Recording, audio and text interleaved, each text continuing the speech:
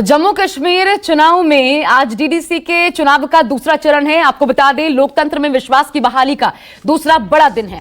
बड़ी खबर यह है कि आज देश में दो महत्वपूर्ण चुनाव हो रहे हैं। वैसे तो इसे मिनी इलेक्शन भी कहा जा रहा है, लेकिन देश के सियासी पटल पर इसका सीधा बड़ा प्रभाव देखने को मिल सकता है।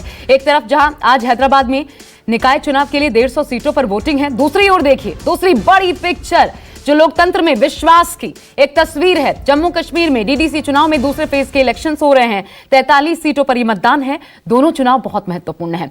जम्मू कश्मीर में 370 हटने के बाद पहला चुनाव यही है, डीडीसी के इलेक्शंस, जिसे मिनी विधानसभा चुनाव भी कहा जा रहा है। जबकि हैदराबाद नगर निगम चुनाव में पहली बार ऐसा हुआ है कि राष्ट्रीय स्तर की पार्टी बीजेपी के सभी कद्दावर नेता चुनाव मैदान में कूद पड़े। सबने चुनाव प्रचार किया है। यह लड़ाई ओवैसी बनाम बीजेपी हो गई है। तो कौन मारेगा बाजी दोनों जगहों पर, लेकिन जम्मू कश्मीर बहुत अहम हो जाता है क्योंकि ये लोकतंत्र के महापर्व का आज दूसरा दिन है। पहले फेज में जबरदस्त समर्थन देखने को मिला इन चुनावों को लेकर के। 51.76% मतदान पहले फेज में हुआ था। तो जम्मू कश्मीर इलेक्शंस की हम बात कर रहे हैं, जहां अब डीडीसी चुनाव के लिए दूसरे चरण का मतदान हो रहा है। 43 सीटों पर यह चुनाव हो रहे हैं। इसमें 321 उम्मीदवारों की किस्मत का फैसला होना है।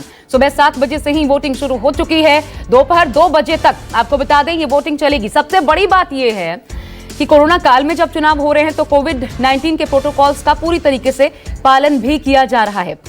और अच्छी बात यह है कि ज्यादा मतदान केंद्र बनाए गए हैं ताकि लोगों को सहूलियत हो। साथ ही सुरक्षा के लिहाज से पुलिस और पैरामिलिट्री फोर्स की 150 से ज्यादा कंपनियों को भी तैनात किया गया है।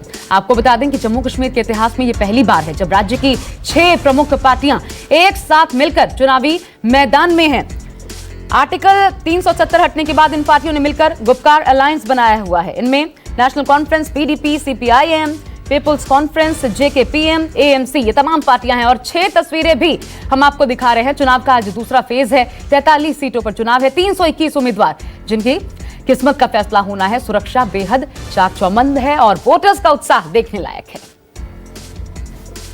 7 बजे यहाँ पर पोलिंग शुरू हो गई, लेकिन क्योंकि ठंड काफ़ी ज़्यादा है, धुंध बहुत ज़्यादा है, कुछ मीटर की ही यहाँ पर विजिबिलिटी है, ऐसे में अभी कम ही लोग मतदान केंद्रों पर पहुँच रहे हैं वोटिंग के लिए। लेकिन कुछ लोग ज़रूर, हम इस समय भी काफ़ी सर्दी और काफ़ी ठंड के बावजूद यहाँ पोलिंग स्टेशंस पर भी देख पा रहे हैं। सीधा मैं आपको एक पोलिंग स्टेशन पर ही ले जाता हूँ। यहाँ आप देख सकते हैं कैसे जो सुरक्षा बल है वो चप्पे चप्पे पर तैनात है। पोलिंग स्टेशन के बाहर आपने देखा सुरक्षा बलों के साथ सेना के जवान पेट्रोलिंग करते हुए नजर आए। पोलिंग स्टेशन के अंदर भी आप देखिए यहाँ पर सुरक्षा बलों के अलावा पुलिस भी तैनात की गई है ताकि किसी तरह की कोई अप्रिय घटना न हो। और पोलिंग स्टेशन पर आप देखिए धुंध इतनी ज़्यादा है, ठंड बहुत ज़्यादा है, पारा माइनस में है, लेकिन उसके बावजूद जो वोटर है, जो लोग मतदान के लिए आ रहे हैं, उनकी तादाद भी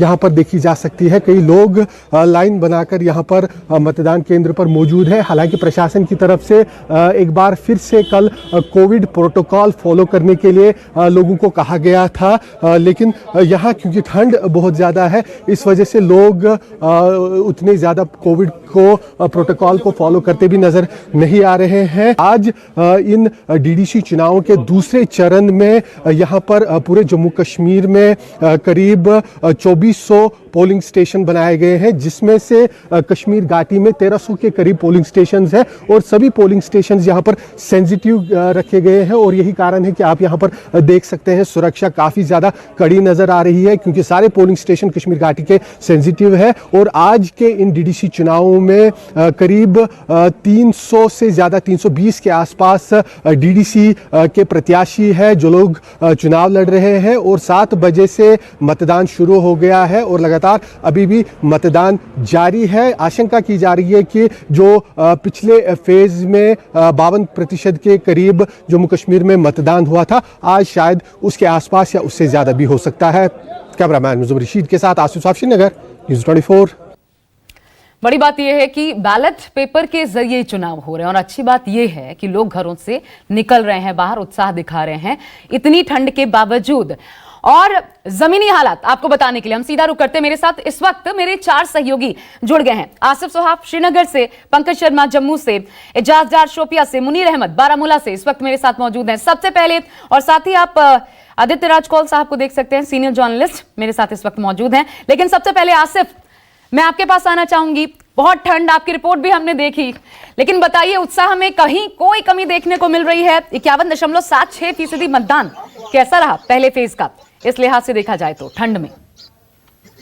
देखिए, ठंड का अंदाजा तो मेरे मुंह से निकलने वाली इस बात को देखकर ही आप लगा सकते हैं। फॉग काफी ज्यादा आज है, पारा शून्य में कई जगहों पर रिकॉर्ड किया गया है, लेकिन मौसम की ठंड के बिल्कुल उलट यहाँ पर राजनीतिक गर्मी अच्छी खासी देखी जा रही है। जो वोटर है वो इस ठंड के बावजूद यहाँ मतदान केंद्र पर आप देख रहे हैं, महिलाएं हैं, पुरुष हैं, अपने वोट डालकर निकल रहे हैं। लाइन भी हमने देखी यहाँ पर लोगों ने लगाई हुई है वोट डालने के लिए। इतनी सुबह सवेरे घर से निकलना इस ठंड को मात देकर ये अपने आप में एक बड़ी बात है चुनाव के लिए यहाँ पर। और जिस प्रकार से पहले फेज में भी हमने देखा था कि ठंड के बावजूद उस दिन भी सुबह से ही लोगों का उत्साह ठीक ठाक कई इलाकों में नजर आया। कई इलाकों में लोग लाइन बनाकर जो है वोट डालते नजर आए, और कुछ इलाकों में हालांकि हमने देखा कि वहां पर वोट नहीं पड़े, जिसमें दक्षिणी कश्मीर का पुलवामा इलाका जल्दी से बात शामिल है। कीजिए, एक चीज मैं थोड़ा सा रोक रही, जल्दी से बात कीजिए लोगों से, क्या मुद्दे लेकर पहुंचे हैं? देखिए, लोग यहाँ पर आप महिलाएं देख सकते हैं,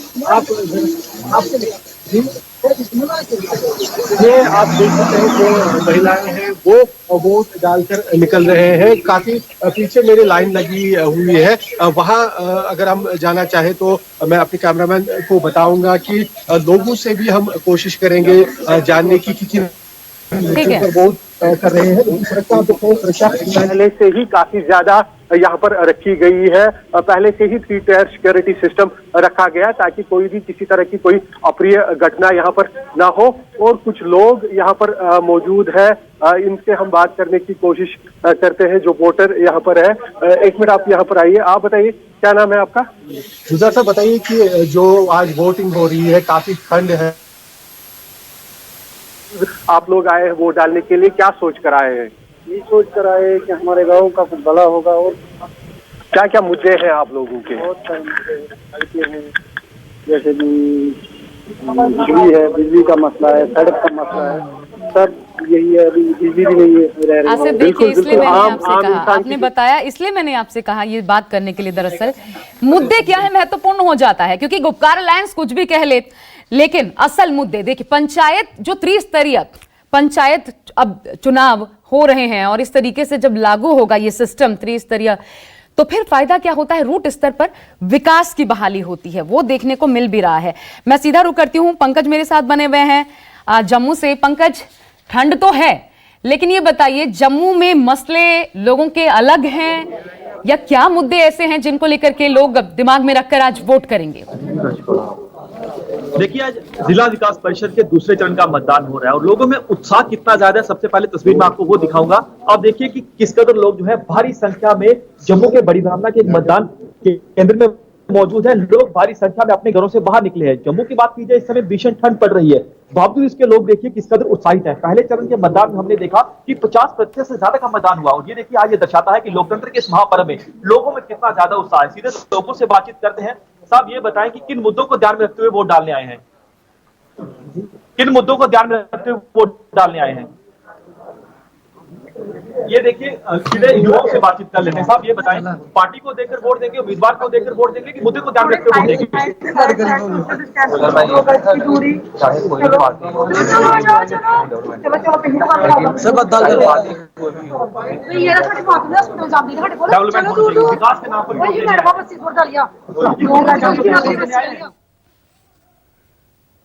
पंकज, संपर्क आपका टूट गया है, हम दोबारा आपसे जुड़ने की कोशिश करते हैं। लेकिन 3 लेयर पंचायती राज सिस्टम की बहाली और रूट स्तर तक विकास की बयार बहाना, यही कोशिश है, और इस पर विश्वास लोगों ने जताया है। जैसा कि सुबह सुबह देखिए, इतनी ठंड के बावजूद, प्रचंड ठंड है, लेकिन इसके बावजूद 8:20 हो रहे हैं, लगभग 1.5 घंटे का वक्त होने वाला है मतदान के शुरू हुए। लोग पहुंच चुके हैं, लाइन्स में लगे हुए हैं। एजाज डार का रुख कर लेते हैं शोपिया में। एजाज, क्या वोट प्रतिशत पिछली बार देखने को मिला यहाँ पे? कोई डर शोपियां में लोगों को, क्योंकि हमने इससे पहले देखा जैश के 4 आतंकी मारे गए, पूरी तरीके से माहौल को गरमाने की कोशिश थी, वो डर कहीं से लोगों में नजर आ रहा है या फिर जो सुरक्षा एजेंसियां तैनात हैं, भरोसा है लोगों का कि सुरक्षित माहौल में होगा मतदान? देखिए, दक्षिणी कश्मीर के शोपियां में आज जो है ये दूसरे चरण का मतदान अभी चल रहा है। 7 बजे से स्टार्ट हुआ। कुल यहाँ पे हमारे यहाँ 49 पोलिंग स्टेशन है। सिक्योरिटी के कड़े इंतजामात किए गए हैं। वही डर की अगर बात करें तो लोग जो है अपने घरों से सुबह सवेरे बाहर निकल आए अपने मत का इंतजाम करने के लिए जो है वो पोलिंग स्टेशनों पे आए हैं और वोट डाल रहे हैं। उनका यही मानना है कि उनके कहीं मसाइल है जो उनके जो रिप्रेजेंटेटिव है वो आगे जाके वो हल कर पाएंगे। वही सिक्योरिटी के कड़े इंतजामात है। एडमिनिस्ट्रेशन ने यहाँ पे इंटरनेट की सुविधाएं जो है पूरी तरीके से मुस्तरद कर दी है पूरे जिले शोपियां में और जिले पुलवामा में। जी अच्छा, ठीक है। मुनीर अहमद, आप इंपॉर्टेंट जानकारी दे रहे हैं जाज की नेटवर्क सेवाओं पर असर पड़ा है। मुनीर अहमद बारामूला से इस वक्त हैं, सेंसिटिव एरिया ये भी है। मुनीर, ये बताइए, बारामूला में और यहां जब लोग निकल रहे हैं वोटिंग के लिए, 370 लोगों के जहन में है भी या नहीं, या ये सिर्फ आपको देखने को मिला जब लोग पहुंच रहे हैं पोलिंग स्टेशंस पर तो ऐसा लग रहा है कि ये सिर्फ सियासत है, सियासी पार्टियों का रुख है, लोगों का, आम जनता का इससे कोई लेना देना नहीं, उनको अपने विकास से मतलब है?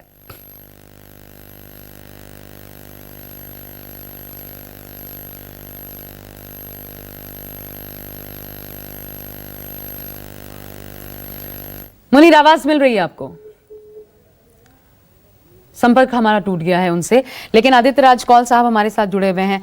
आदित्य जी, 51.76% मतदान जो हुआ है, और सर मेरा सवाल आपसे ये, अभी कल ही 21 घंटे पहले लगभग महबूबा मुफ्ती ने ये ट्वीट किया कि युवाओं को घर से बाहर निकाल रहे हैं। Army personnel drag civilians out of their homes in the middle of night, thrashed them with batons and then forced these innocent men to chant जय श्री राम। यानी जबरदस्ती घर से बाहर निकाला जा रहा है, जय श्री राम के नारे लगाने के लिए जबरन उन पर दबाव बनाया जा रहा है। ये क्या माहौल क्रिएट करने की कोशिश की जा रही है? क्या रुख देख रहे हैं आप? देखिए, ये तो डेस्परेशन है। हमने पिछले 3 दशकों में देखा है कि जम्मू कश्मीर में कैसे अलगाववाद की नीति चलती रही है, और पहली बार ऐसा हो रहा है कि जमीनी स्तर पर जो पंचायती राज सिस्टम पूरे हिंदुस्तान में, पूरे भारतवर्ष में चलता है, वो पहली बार वहां पर इम्प्लीमेंट हो रहा है। तो खासकर ये महत्वपूर्ण है जम्मू कश्मीर के लोगों के लिए, उनकी भलाई के लिए, रोटी कपड़ा मकान और बिजली पानी के लिए जो उनके जमीनी मुद्दे हैं। और तभी महबूबा मुफ्ती और फारूक अब्दुल्ला जैसे लोग थोड़े से परेशान हैं, क्योंकि इन्होंने सेंट्रलाइजेशन ऑफ पावर कर रखा था। जो गुपकार रोड का नाम आप सुनते हैं या फिर गुपकार अलायंस सुनते हैं, वो बेसिकली एक रोड है, और ये रोड श्रीनगर में पड़ता है, और वहीं पर जो एलीट क्लास है कश्मीर का रहता है। तो उन्होंने जो सारी हुकूमत है गुपकार रोड से चलाई है पिछले 7 दशकों से। तो वो नहीं चाहते कि लोगों तक सेल्फ गवर्नेंस पहुंचे, लोग खुद जो है अपने हकदार बने। तो इसलिए महबूबा मुफ्ती परेशान है। और जो आप वाकया बता रही हैं, ये श्रीनगर में जो इनकाउंटर हुआ था, जहां पर 2 आर्मी पर्सन जो है मार्टियर भी हुए थे, मुझे लगता है कि आर्मी ने क्लैरिफिकेशन भी इशू की है। ऐसा कोई वाकया नहीं हुआ है, ये मनगढ़ंत कहानियां जो हैं बताई जा रही हैं। और दूसरी बात ये कि मुझे लगता है कि जो परसेंटेज 52% वोटिंग हुई है, वो बहुत ही वेलकम साइन है, और ये एक पॉजिटिव बिगनिंग है। जम्मू कश्मीर में हमने ऐसा भी देखा है वक्त जहां पर 5% वोटिंग सिर्फ होती थी, और बडगाम जैसी जगह पर, कुपवारा जैसी जगहों पर, बांडीपुरा जैसी जगहों पर, जो बहुत ही बहुत सारे ऐसे इलाके भी हैं जो लाइन ऑफ कंट्रोल से सटे हुए हैं, वहां पर भी इतनी ज्यादा पोलिंग देख रहे हैं। और जम्मू स्तर पे भी, पुंछ में ऑलमोस्ट 70% वोटिंग हुई है। तो आप देख सकते हैं कि ये सिर्फ अलगाववाद के खिलाफ मैसेज नहीं है, ये उनके खिलाफ भी मैसेज है जो चाहते हैं कि पाकिस्तान की भाषा बोलना, जो आर्टिकल 370 और 35A की भाषा बोलना चाहते हैं। तो मुझे लगता है कि हमें वेलकम करना चाहिए जो ये जमीनी स्तर पर डेमोक्रेसी का रेस्टोरेशन हो रहा है, क्योंकि 15 महीने हो चुके हैं 370 अनुच्छेद को हटे हुए, और लोग भी चाहते हैं कि नॉर्मलसी हो, इंटरनेट वापस आए पूरी तरीके से, इलेक्शन हो। सर, ये जो माहौल को गरमाने की कोशिश है, आपको लगता है इसका कोई फायदा मिलेगा इन सियासी पार्टियों को, खासकर गुपकार को? जी, उनकी तो क्रेडिबिलिटी खत्म हो गई है। क्रेडिबिलिटी खत्म हो गई है क्योंकि लोग उनसे तंग आ चुके थे। आप खुद देखिए कि पिछले साल जब ये लोग हाउस अरेस्ट हुए थे, खासकर महबूबा मुफ्ती, उमर अब्दुल्ला और फारूक अब्दुल्ला, एक भी प्रोटेस्ट नहीं हुआ। क्या आपने देखा लाल चौक या श्रीनगर या साउथ कश्मीर के जिले जिसमें आतंकवाद और अलगाववाद इतना प्रबता रहा 30 दशकों तक, क्या वहां पर एक भी प्रदर्शन हुआ? क्या वहां पर एक भी शटडाउन हुआ इनके फेवर में? एक भी नहीं हुआ। तो ये खासकर एक मैसेज है इन एलीट पॉलिटिकल पार्टीज को लेकर कि इनको अपनी नीतियां बदलनी पड़ेगी, इनको अपनी सोच बदलनी पड़ेगी, इनको लोगों के हित में अब काम करना पड़ेगा। और ये 370 की पाकिस्तान की राजनीति ये चलाते रहे हैं और लोगों को बहलाते रहे हैं, फुसलाते रहे हैं, वो अब नहीं चलता। और सबसे बड़ा मैसेज आएगा 22 दिसंबर को, जिस दिन इन चुनाव के नतीजे आएंगे। मेरे साथ मुनीर है, सीधा मुनीर का रुख कर लेती हूँ बारामूला से। मुनीर, बारामूला सेंसिटिव, लेकिन बताइए वहां पर लोगों में कितना जोश है? जी, जो दूसरे चरण का चुनाव है डीडीसी पोल्स का, वो जम्मू कश्मीर में शुरू हो चुका है। जहाँ तक हम बात करें, लोग निकलना शुरू हो चुके हैं। तापमान माइनस अभी भी चल रहा है और लोग निकलना शुरू हो चुके हैं। हालांकि अभी शुरुआत काफी धीमी है, लेकिन पहले फेज में भी हमने जो देखा कि शुरुआत धीमी हुई थी, लेकिन जो ही बढ़ता गया और लोग और भी तादाद जो लोगों की और भी ज्यादा बढ़ती गई जी। और अगर हम सिक्योरिटी की बात करें, बारामूला जो है सिक्योरिटी के हवाले से काफी सेंसिटिव माना जा रहा है। 3 टायर सिक्योरिटी रखी गई है, जिसमें कि पोलिंग बूथ्स के अंदर जो सिक्योरिटी है वो काफी टाइट रखी गई और बाहर भी सिक्योरिटी रखी गई और पूरे इलाके में जगह जगह पे पुलिस और सिक्योरिटी फोर्स को तैनात किया गया है, ताकि जो ये फेज सेकंड है पोलिंग का, ये भी शांतिपूर्ण तरीके से कंडक्ट हो जाए जी। ठीक है। पंकज मेरे साथ जम्मू से इस वक्त मौजूद हैं। जम्मू के लिए पंकज, एक खास बात मैं जानना चाहती हूं, ये मुकाबला वहां पर त्रिकोणीय है या फिर कहें कि सिर्फ 2 कोण है, सिर्फ बीजेपी और गुप्कार आमने सामने है? क्या भाव पाए आप वहां जब लोग पहुंचे पहले फेज में या फिर आज पहुंचे हैं?